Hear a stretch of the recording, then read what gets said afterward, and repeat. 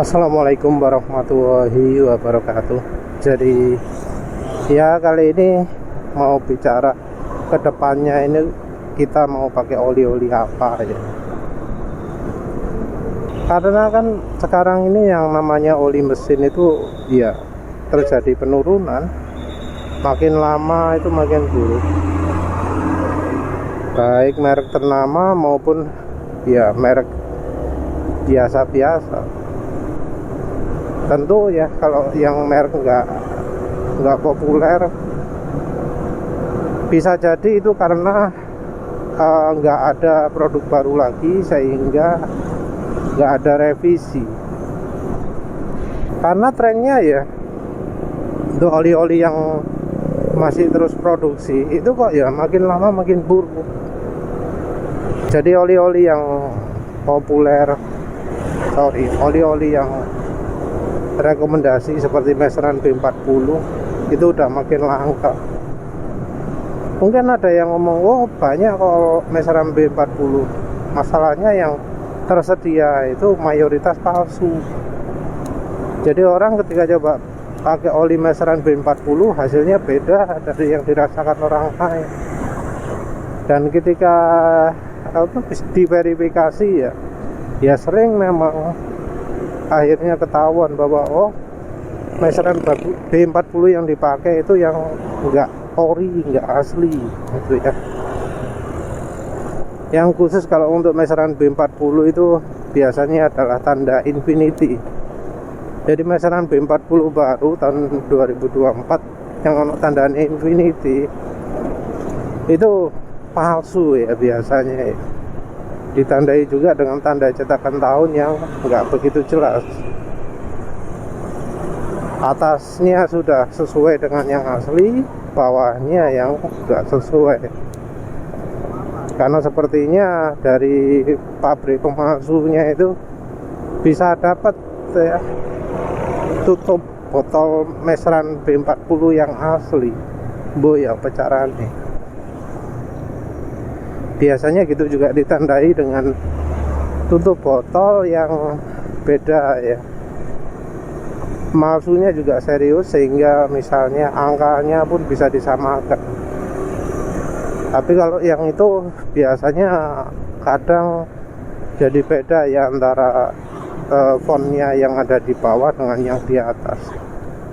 Jadi kalau nemu meseran B40 yang tulisan ditutupnya dengan segelnya itu enggak sama atau di botolnya itu enggak sama, itu kemungkinan palsu ya. Begitu juga ya tanda di atas, kalau ada tulisan originalnya timbul sampai kelihatan, nah itu juga palsu. Karena yang orisinil itu baru setelah dikasih cahaya dari samping kelihatan jelas orisinilnya. Yang terutama turun itu adalah dari sisi cairannya ya, dari sisi bahan dasar oilnya, base oilnya. Sesuatu yang ya cukup aneh karena katanya base oil itu mencakup 30% dari biaya keseluruhan. Jadi 70% itu aditif katanya. Aditif tentu macam-macam dan penulis nggak tahu yang paling mahal itu aditif apa.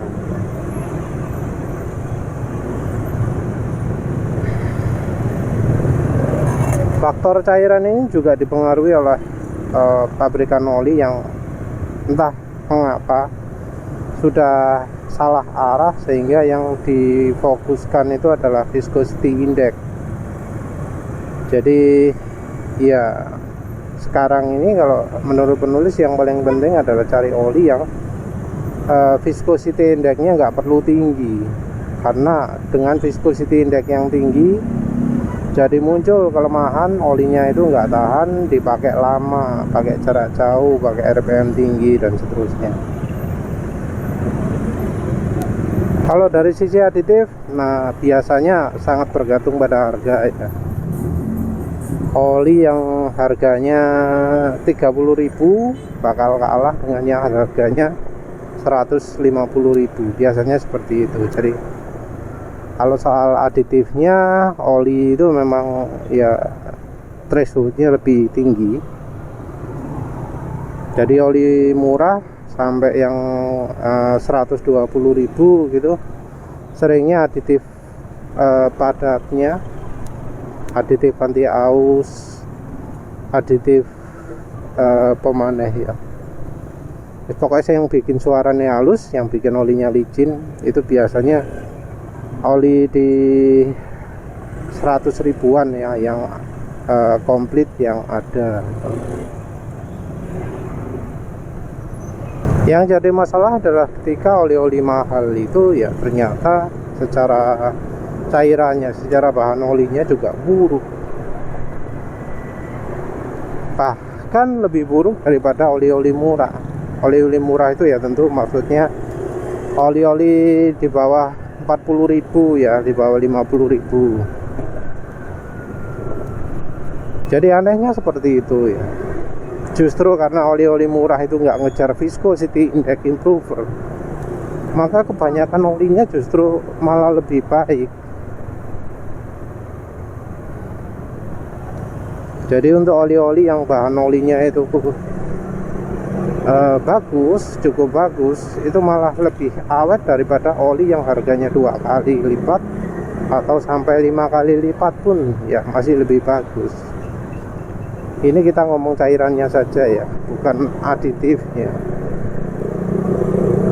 Kalau aditif biasanya oli murah untuk pelicinannya kurang. Kalau untuk pembersihan boh ya, faktor deterjen macam-macam yang ngecek ya opo, ujinya ya opo kan gak iso. Satu hal yang jadi tren kalau oli mahal itu adalah warnanya ya cepat hitam. Padahal hitam itu merupakan tanda terjadi perubahan kimia, tanda olinya itu sudah bukan oli lagi, sudah bukan pelumas lagi, ikatan molekulnya sudah berubah. Hitam itu tanda oksidasi, juga tanda asam. Jadi ketika oli sudah mulai menghitam, maka mulai terbentuk asam.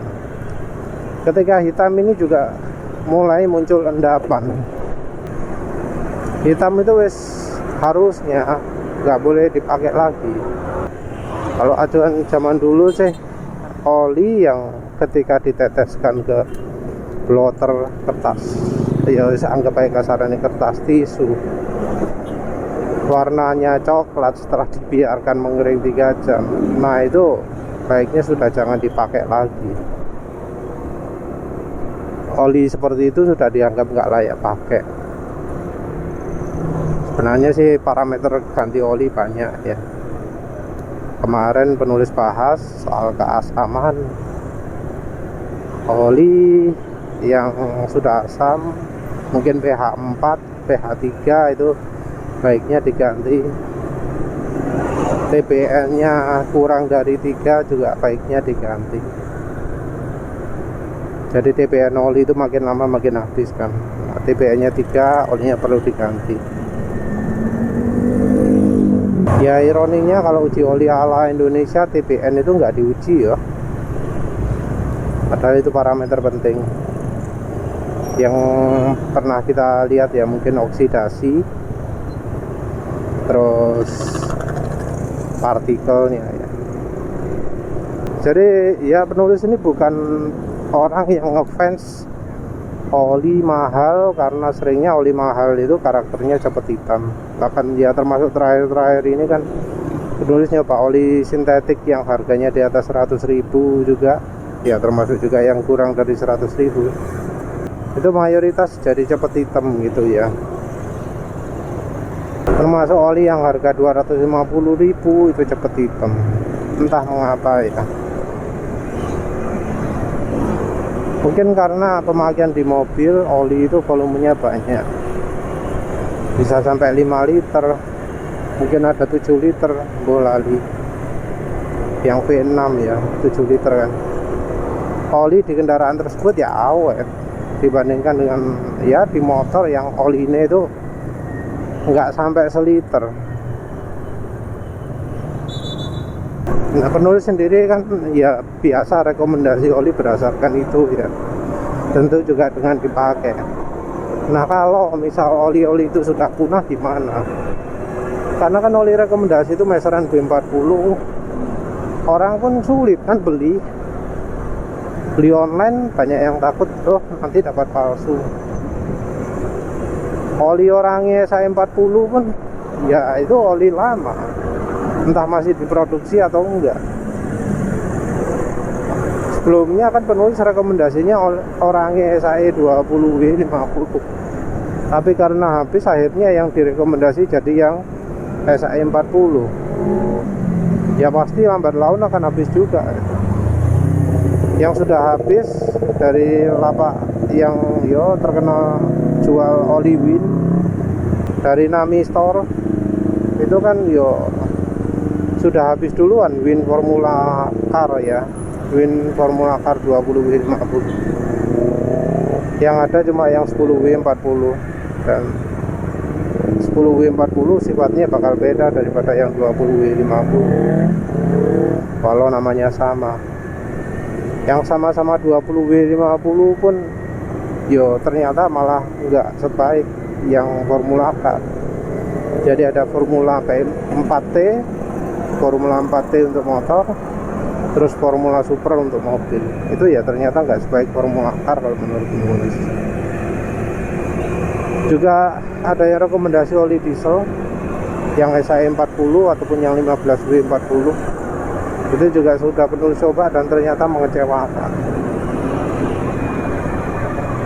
Jadi ya sayangnya begitu. Penulis sebelumnya sudah sharing oli-oli buatan pabrikan mana saja ya yang bisa jadi pilihan. Nanti penulis kasih sebutkan lagi lah ya, oli-oli yang pabrik lumayan oke ya.